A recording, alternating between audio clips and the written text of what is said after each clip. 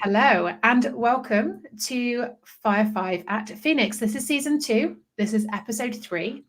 And the topic today is relationships. And today my guest is Thola, all the way from Cape Town in South Africa, which I'm very excited about.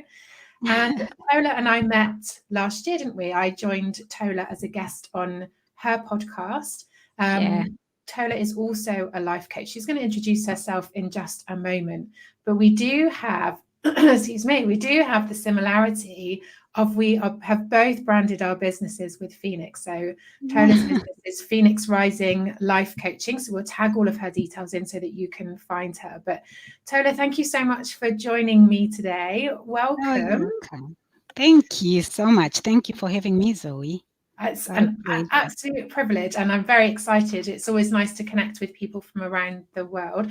Before we get Right. into the questions, do you want to introduce yourself? Tell us a little bit about you and the work that you do. I do very many things. I always start by saying that. On top of raising two adult girls, I am a life coach. I work mostly with professional women, people who just want to make sense of things because we all have too many things that we are doing, and sometimes you just need someone to help you make sense of everything, right? Yeah. And I also am a writer and a blogger, something that I'm quite passionate about. I love writing. So I do a bit of ghost writing as well. I write books for people and I write for myself. And I also have a podcast that is feeding off of the life coaching business. So the podcast is called Phoenix Rising, Finding Your Life Calling with Thola Bennie. And that's my name. So, and I live in Cape Town, one of the most beautiful cities in the world, I believe. One of the places that's on my bucket list, that's for sure. Certainly the people that I've spoken to that have visited Cape Town have said it's Yeah. an absolutely incredible place. So, gosh, you lots of fingers in lots of pies there. Just Yes. multi-talented. I love it. I love it. So Uh, you have 5 questions today, and we're going to see where the conversation goes. I'm really excited to see where the conversation goes today. We have so much in common in terms of the work that we do, but also like different, that are growing up, and the experiences that we've had are very different. So I'm really yeah. intrigued to see where the conversation goes today. So, do you want to kick us off with the first question? Yeah, thanks, Zoe. So, I mean, as I indicated, I work mostly with women, around middle age. Gosh, I don't like that term middle age, yet here I am, a middle-aged woman. But I work mostly with women around my age, right? And it's mostly professional women. So they've got, as I said, a lot of things that, they're juggling too many balls in the air, just like myself. Mm. So I guess, it makes sense that they would come to me. And so just trying to help people make sense of things and try and line up your ducks because sometimes your ducks are going in all directions. So my question to you is, if someone came to you and said, gosh, I'm feeling overwhelmed, I've got too many things, I don't know what I'm doing. Sometimes you can't see the trees for the forest, right? Mm. Because it's just too many things that are happening, and then you feel pulled in all directions, and it is overwhelming. So someone who comes to you like that and they're highly stressed, what would you say to them, just to as a first step to calm them down? Maybe to how would you handle that first meeting? I think it is the overwhelm, isn't it? Sometimes it's the overwhelm that clouds people's ability to be able to take that step back and look at the big picture. And I know that a conversation that I have with a lot of people a lot of the time is it's so hard to see it when you're in it. It almost Yeah. feels like you're in a typhoon and everything's kind of spinning around you. So the overwhelm and helping with that, get that calm is quite often that just slowing things down a little bit and looking to see what is it they're trying to juggle, but also what's important. And I think, just feeding it in with the topic today, it is about what plates are they trying to spin, or what balls is it that they're trying to juggle, and actually which ones can they afford to put down. Because, Yeah. as you said in your introduction, you've got 2 grown children, But still, as a parent, that responsibility doesn't end. But I guess as our children get older, the need that we have to, in terms of juggling the balls around parenting, we can kind of take a little bit of a step back, because they're at that stage where they're able to juggle things themselves. Right. And it might just be that we support them juggling things themselves. So I think sometimes it's just that conversation, isn't it, of, okay, what is it that you're trying to juggle? What's important? And actually, what have you been trying to keep up in the air that you could let go of, that you can just take that step back and let somebody else juggle them, or let somebody else take over that responsibility of juggling them, or actually just put them down and walk away from them in its entirety. I think it does very much depend on the individual, but I think sometimes it's just taking that step back, checking in with them, what's important, the things that they have determined as important, are they still important, or is it something that was important? Maybe the dynamic has changed, so as our children get older, the parenting dynamic changes, what's needed from us changes, work responsibilities change, home responsibilities change. So are you juggling old balls, or are you juggling the new, current, present ones that are important? I think that would be my approach. Is it how you would approach things? Would you handle it in a different way? Yeah. No. I mean, I would do exactly the same thing. So, for instance, one of the tools that I use is to, let's look at the different areas of your life. So it's very similar to what you were saying. So let's look at different areas of your life, whether that's your finances, or it's your hobbies, or friendships, family, all of these things, because they all make the balls in the air. And then we kind of zoom into, kind of like prioritize what is the first thing that we need to tackle. So which area of your life, if they are, for instance, 6 or 8, which one do you feel that is really catching fire? So that's the one we should attack first.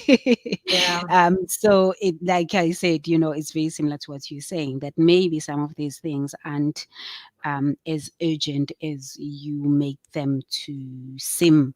But because you are in a situation, you think, oh, this one needs me and this one needs me. And, we play so many roles. We are parent, we are teacher, we are nurse, so it's quite a blessing when your kids are older. Like my kids are older now. In fact, I just had an interview with another guy, and he said, how old are your kids? And I said 21 and 26. And he said, do you still remind them to brush their teeth? And I said, God forbid I don't.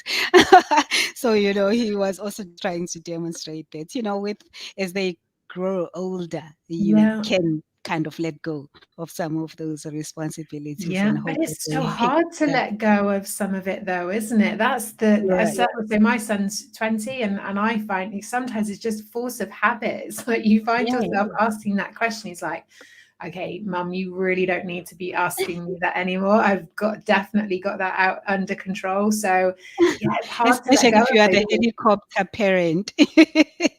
That's what it's called, right? Helicopter parent. And that's the thing, isn't it? Is that we can be overwhelmed quite often by the things that actually we don't need to be, and there's lots of things that we can step away from. So, great first question. Thank you. Yeah, great. So the next question is, what are some of the steps, one or two, it doesn't have to be the whole toolbox, that you would give that person now? Go home and, what are some of the first few steps that you can take to try and restore order? So I think getting things down onto paper is quite often one of the conversations that I have with people. I mean, people process things in different ways. Some people will process it through that coaching conversation. They'll come away from that with that clarity, and we'll be able to work out a next step from there. But I think some people do like to go away and download things or brain dump things onto paper. Some people like to journal on a regular basis. Some people have that thinking time. So if I'm working with somebody who's much more reflective, quite often they'll talk things through in a coaching conversation, then they want to take it away and almost let it percolate a little bit, let it just kind of sink in, let it settle before they decide their next step. So it does very much depend on the individual. It's always good to be able to sort of agree, what are they going to take away? What do they want to do next at the end of those coaching conversations? But I think from my perspective, it's about breaking it down into those small steps, because sometimes people get really excited, don't they? They're like, right, okay, this is what I'm going to do. This is what I'm going to take away and put into action. And sometimes it is that, okay, you don't want to add to the overwhelm by setting That's yourself. what I was going to say. Yeah. So it is for me about just really checking in with them to say, okay, does that feel manageable? Does that feel sustainable? If it's something that you're looking to do on a regular basis, does it feel like it's something you can be consistent with? And if not, let's break it down. Let's chunk it down again, and let's make it even smaller steps so it makes it easy for you to show up and do these things. Or you can get excited about them rather than the overwhelm. I think that's probably the approach that I would sort of, in general, the approach that I would take is just making sure those first couple of steps are small enough and manageable enough to be sustainable and to be consistent. I love how we think in very similar ways. So, because I was also thinking the same thing, that, I would say, let's break it down to mini steps, or let's set mini goals, so let's take this one thing and say, for the next week or so, or until the next time that we meet, what are some of the things that you can achieve? So they have to be achievable, right? That's why sometimes we talk about SMART goals, because in that acronym is achievable, the A. So let's break it down in some small mini goals that you can achieve. And then when you come back and we meet, then we can talk about that. So again, the very important thing that you said is to not overwhelm yourself with excitement, because yes, it's very easy to get excited and then you swing the other way, you end up overwhelming yourself. Let's take for an example, I know I had a client at one point who wanted to lose weight as well in the process of everything. She also felt like she had neglected herself and needed to lose weight. So she was very excited about, what are the first steps? What do I need to do in order to lose weight? But the thing is also, yes, let's set many steps, and you can maybe start walking so many times a week and all of that. But I also like to suggest to people, or like advise people to be gentle to yourself. I'm a big believer in being gentle to yourself and being forgiving. I always forgive myself. So if I don't achieve, because I think sometimes we just set too many, we are too ambitious, and maybe that's not a bad thing. I don't want people who are listening to think I'm saying let's not be too ambitious, but what I'm trying to say is that sometimes we want to conquer the world, and we've got all these steps that we want to take. And I know for myself, sometimes I want to exercise 7 days a week and then one day I wake up and I'm not feeling it at all. So the trick there, what I mean by being gentle and being forgiving to yourself, is to say, okay, today I really, really don't feel like exercising, and no one's going to die if I don't exercise. In fact, people won't even know. So take that time. So important. Yeah, and I absolutely agree. It's really, I think it's really good to set the big, exciting goals, but the trick, from my point of view, is set the big, exciting goals, but if you chunk down the steps so that they're small enough and manageable enough, even the most big and exciting goals can still be achievable. You just got to be realistic about the timeline that you're going to get them done in. But I absolutely agree with what you're saying there. That self-kindness, that kindness in your own self-talk is so important. And there's so much research out there, isn't there, that says that actually berating yourself and giving yourself a really hard time doesn't work. It doesn't work. It doesn't motivate. It does not in that level. And actually that being realistic and speaking to yourself with some respect and that kindness of actually listening to your body, listening to where you're at with things, and being consistent. And I think one of the things I talk about with clients is give it 100%. Your 100% will look different on different days. You can Right. still give 100%, but it's I like 100% of that. what you've got to give that day. And it might look different on a different day, but you're still giving 100%. You'll just Yeah. have that self-awareness, that self-respect, that self-kindness, that it will look different on different days, but you're still showing up. I really, really like that. Awesome. Should we move on to the next one? Yes. Yeah. What's question number 3? Okay. So again, back to, speaking about being a mother and, having all these responsibilities. How do you take care of yourself without feeling guilty? Because again, with motherhood, I'm so sorry, I don't mean to exclude men from this discussion. I'm just using this one example. With motherhood comes all the feelings of wanting to put everybody, we are nurturers, and we always want to put other people first and self-last. In fact, that is how I was raised. I was raised to put others first and self-last. It's only in the last decade that I'm trying to flip the script and saying, no, this is not serving me to put others first and myself last. So how do you take care of yourself without feeling guilty? The guilt comes through a lot with people that I work with, and I think just to in terms of the answer, to bring fathers, the male parent models into the mix, I think there's Yeah. a slightly different pressure for a lot of men in the earning and the responsibility of providers. So where you've got the women, I think historically we could say that the gender stereotype is that women are nurturing, they're the carers, that for men there's that certainly I think a society or a pressure from society that they have to earn, that they have to provide. So, and again, if they don't work, if they don't provide, there's some guilt around that as well, that actually, so I think there's a similar pressure, there's a similar, there is a pressure for both. It's a different dynamic of pressure, but ultimately guilt, I hear the expression guilt is a wasted emotion. And I was listening to a podcast or a book, I can't remember what it is, but very recently, and they were saying that guilt is a sign that you need to listen to what you're feeling, but it's something to act on. It's not something to sit with.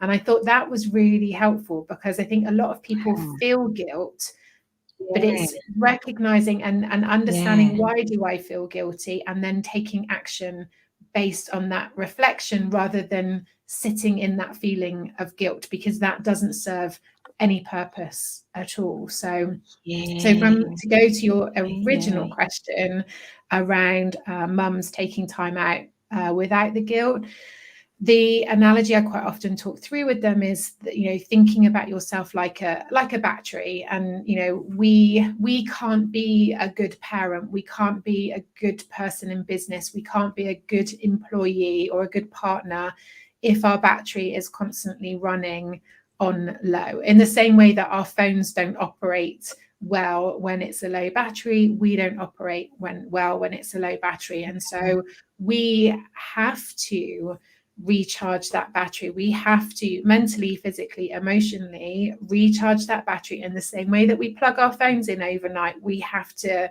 look after ourselves in the same way.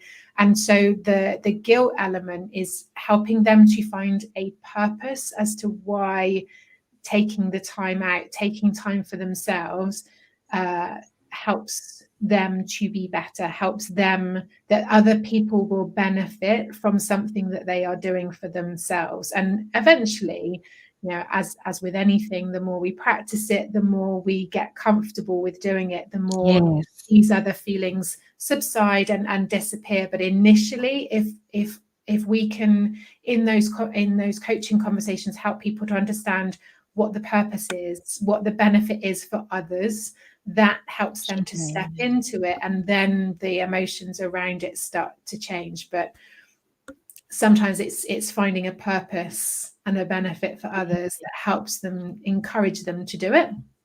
gives them permission to do it, and then the feelings we can work on that after they've started the practice, and then the feelings come with it. So, but it comes up a lot, doesn't it? Yeah.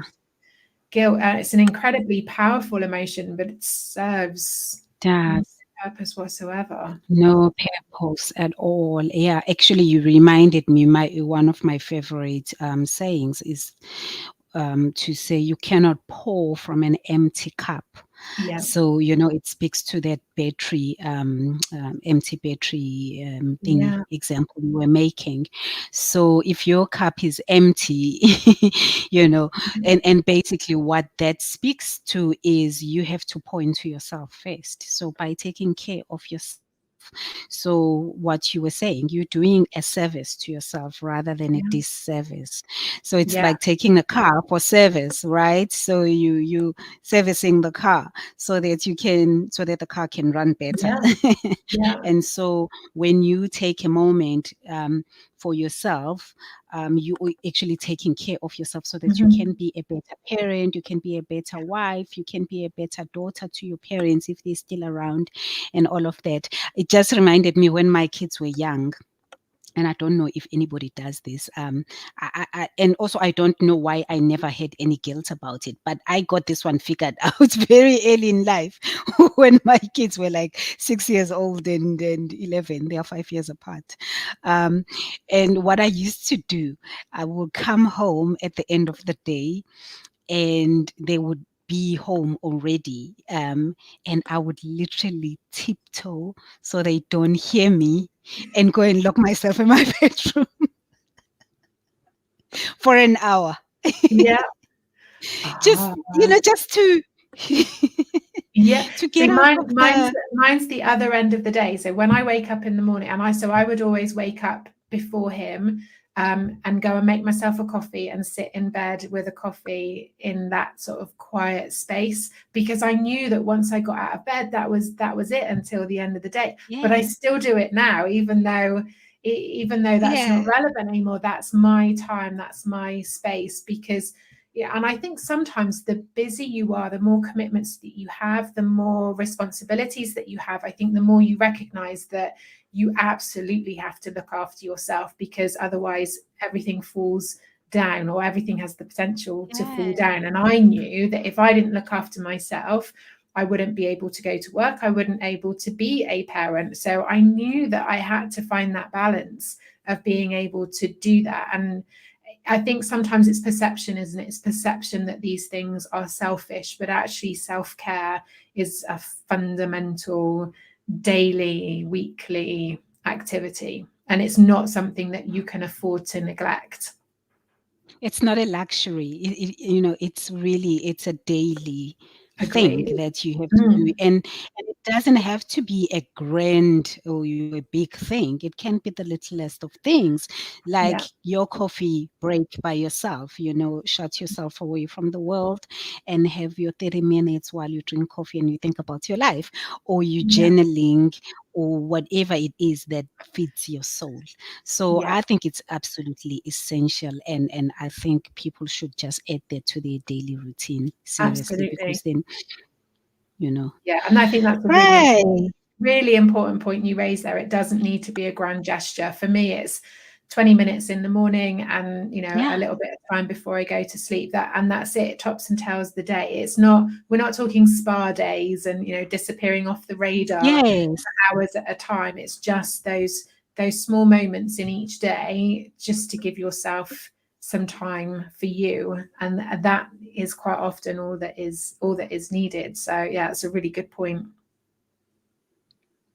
Great stuff. I love that. So my next question is, we most people now are feeling the, should I say, side effects or whatever you call them, of the pandemic. We've just come Mm, out of the pandemic, and we are traumatized. We are a traumatized generation because of what we have just been through, and on top of living with the pandemic, which none of us has ever experienced before. There've been job losses, there've been this and this and that, and so people are coming up with a whole lot of things, anxiety, depression, this and this and this. How do you build resilience? Um, what do you tell a client, or how do you help them to let's say rebuild? Because Yeah. I kind of feel like our lives sort of fell apart for a moment there, and now it's like we are rebuilding. Yeah, it does feel, doesn't it, that we're starting to get to that stage where we can confidently or more confidently plan now for things. I think there was a time, wasn't there, where we felt like we were coming out of it. We were being told we were coming out of it, but we also had a lot of reluctance around making any set plans. I mean, interestingly, I did a workshop on building resilience last night. So one of the things I did from a workshop perspective is go through the 7 C's of resilience by Dr. Ginsburg.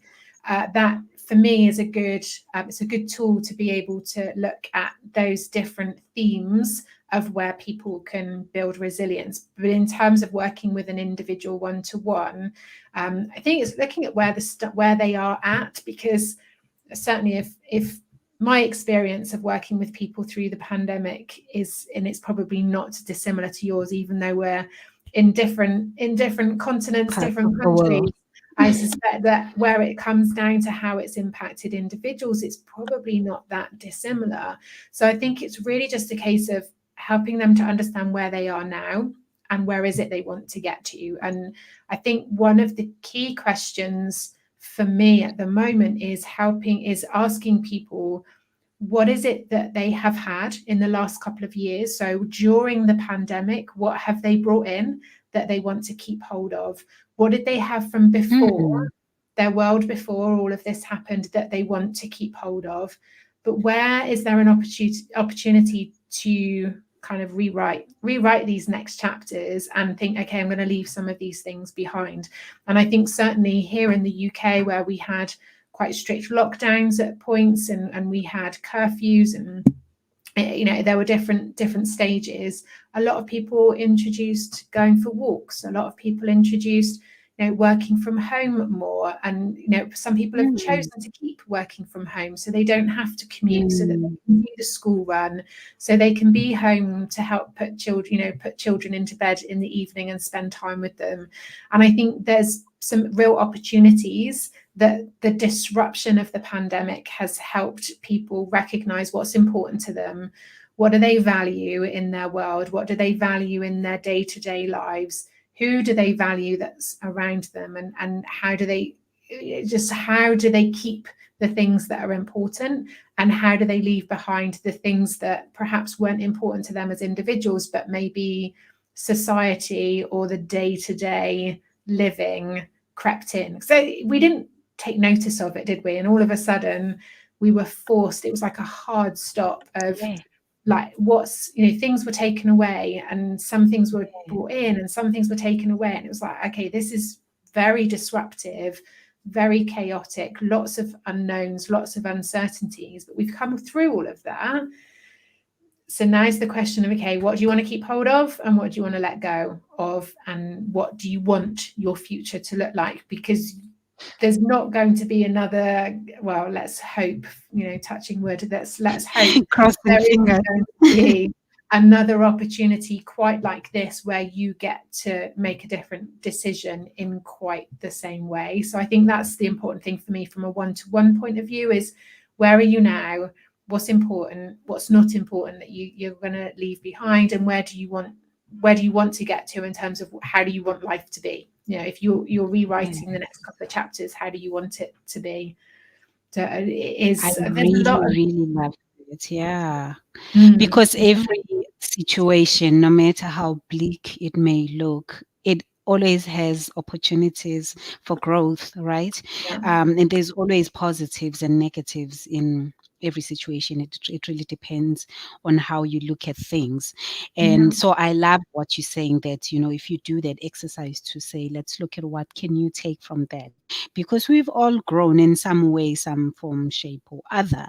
I know with me, I've learned to be very patient. I used to be a very impatient person. I was like, go and now I'm just like you know. There does seem to be a real shift around the busyness. I think Yeah. pre-pandemic there was almost, and I would describe it as almost like a badge of honor of being busy. How when people would say, "Oh, how are Yes. you?" People say, "Oh, I'm really busy." Like that's a good thing, and it is a good thing if Yeah. you're busy with the things that are important, purposeful, value led Yeah. busyness. But actually, is that how we want life to be? Do we want life to be busy, or do we want life to be something else? And it will be different for different Yeah. people, but I think there's definitely a shift in actually what are we spending our time doing, who are we spending our time with, and how are we showing up in the world each day. There's definitely more value-led decisions. That's what I'm starting to notice more. Value-led decisions Yeah. in terms of how people spend their time, but even down to who people work for and the type of work that they do. I'm having lots of conversations with people where they're Absolutely. saying, actually, I don't want to do this job anymore. It doesn't, Yes. it doesn't Yes. line up with my values, or I don't feel like there's purpose behind the work that I do.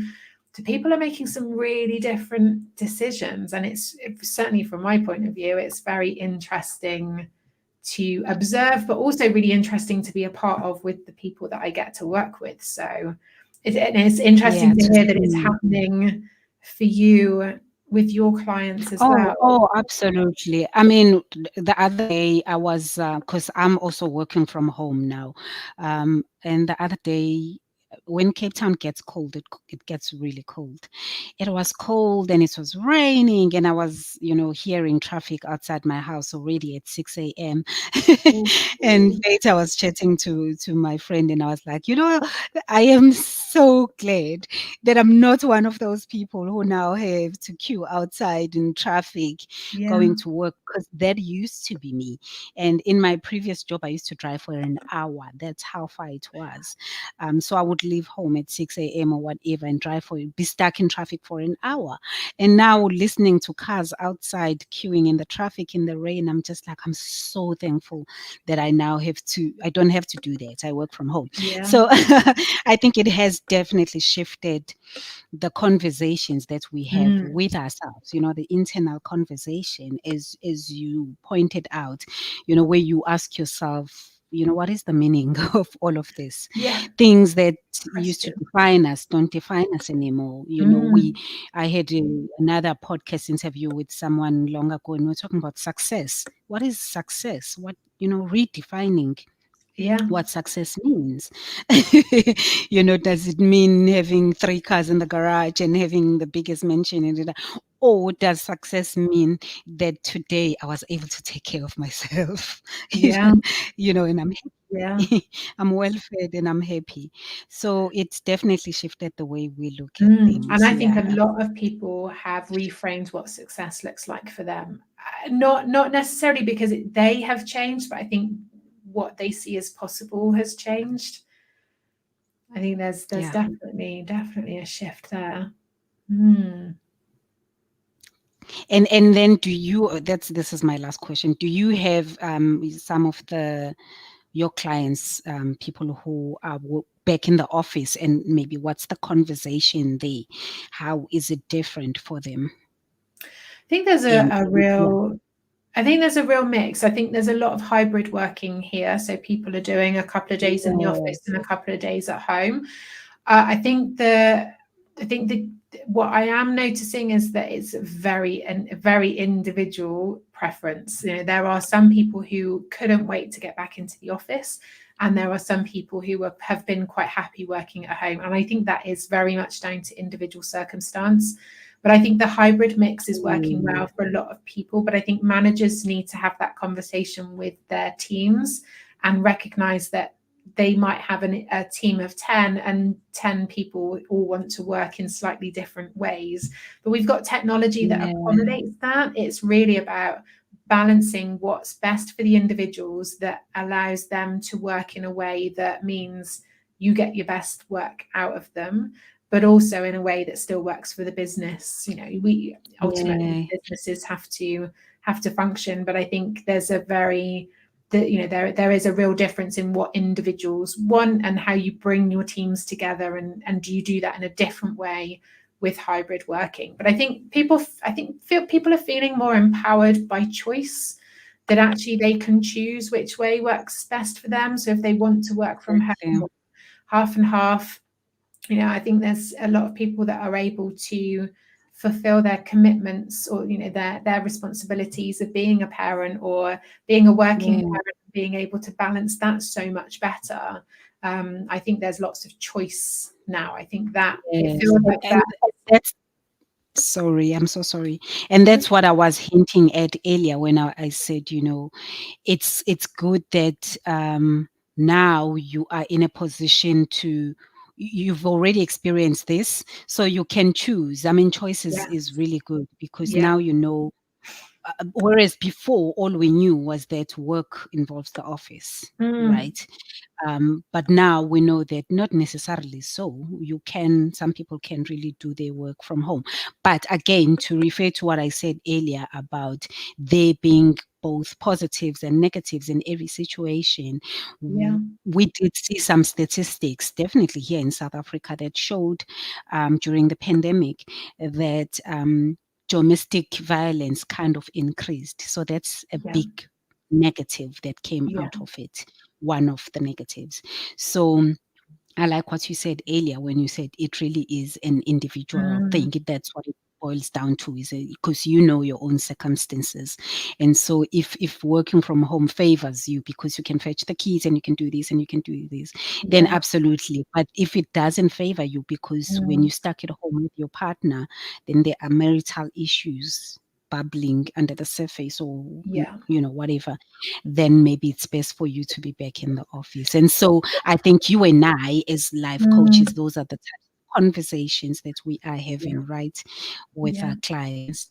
It's even down to logistics, isn't it? I mean, I'm very fortunate. Before, I was working from home before anyway, so I had an office set up. But if you don't have an office set up and you don't have a space to work, or you don't have a room to work in, and you've got a partner that's working from home, or even when the schools were shut down, you had children trying to do schooling at home, it's quite an intense environment for anybody. Even if there aren't issues already bubbling away under the surface, it was a pretty intense environment. And I think that's changed. The dynamics of that have changed, but that doesn't necessarily mean that this is becomes a good working space for people. So having that choice of, technology enables it, but ultimately empowering people to make a decision of where will you work in the most optimum way? Where do we get the best work out of you? Where are you most comfortable? Where are you happy? Where are you, where are you going to work best? And then being able to try and accommodate that alongside the business needs, because there does need to be a balance of both. But I think there's more choice. I think that would be the key word around choice. Wow. That was my last question. It's really kind of I wasn't sure before we started, and I did say this at the beginning, how many differences there would be. But because we're talking, although we do similar work and we work in some areas with very similar clients with similar challenges, the dynamics of the different countries and different experiences, I wasn't sure how different they would be. But it's just so interesting, isn't it? People are still people, regardless. Global society. Absolutely. Oh, it's been so great to have this conversation with you. Thank you so much. Thank you so much for great questions and for your time in coming on and joining me in the conversation. I really appreciate you coming in. Thank you.